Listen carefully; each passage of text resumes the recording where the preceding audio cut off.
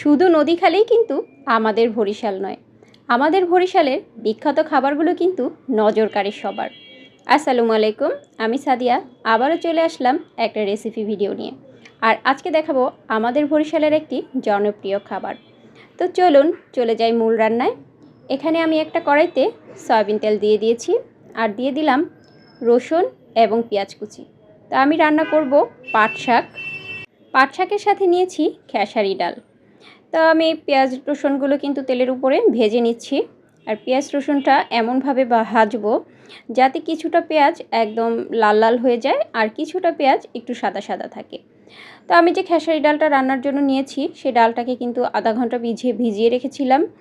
আধা ঘন্টা ভিজিয়ে রাখার পর ডালটাকে আমি প্রেশার কুকারে 2-3টা সিটি তুলে নিয়েছি। আর ডালটা কিন্তু একদম নরম হয়ে গেছিলো। তো আমার এই যে পেঁয়াজ ভাজাটা কিন্তু হয়ে গিয়েছে, কিছু পেঁয়াজ সাদা আছে আর কিছু পেঁয়াজ বেরেস্তা হয়ে গিয়েছে।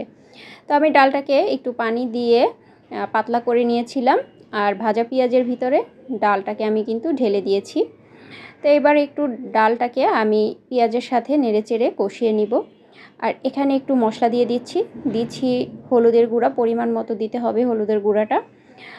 তো হলুদের গুঁড়া দিয়েও আমি একটু নাড়াচাড়া করে মিশিয়ে নিয়েছি আর এখানে দিয়ে দিলাম পরিমাণ মতো লবণ।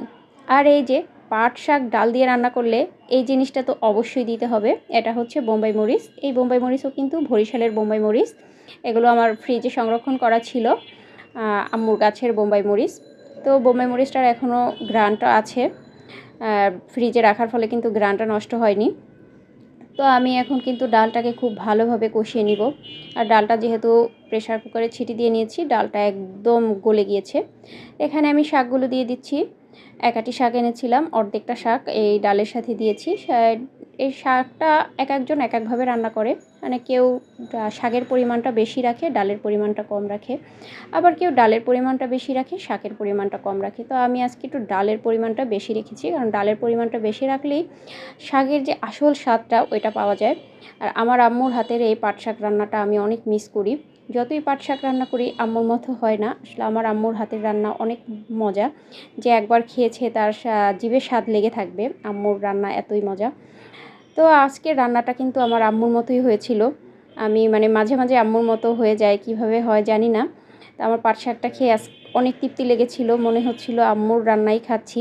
তো পাট শাকটাকে আমি কষিয়ে নিয়ে পানি দিয়ে এরপরে ঢেকে দিয়েছি শাক সিদ্ধ হওয়ার জন্য। তো শাক কিন্তু খুব অল্প টাইমেই সিদ্ধ হয়ে গিয়েছে।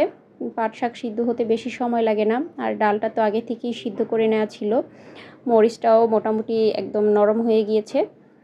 এই যে নেড়েচেড়ে আমার পাট শাক রান্নাটা হয়ে গেছে। তো রেসিপিটা কেমন লাগলো অবশ্যই জানাবেন।